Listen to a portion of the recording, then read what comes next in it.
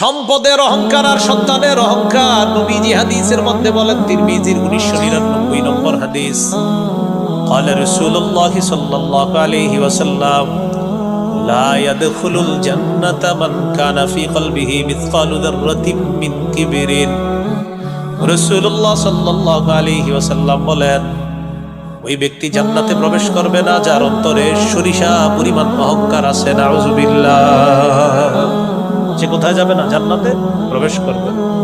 আবু লাহাব অহংকার করত দুই জিনিস নিয়ে, সম্পদ, সন্তান, পুত্র সন্তান, এটা নিয়ে সে অহংকার করত।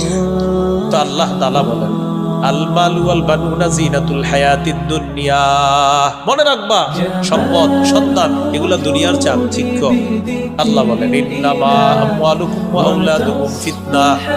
হে মানুষ, মনে রাখবা, তোমাদের সম্পদ আর তোমাদের সন্তান তোমাদের জন্য পরীক্ষা।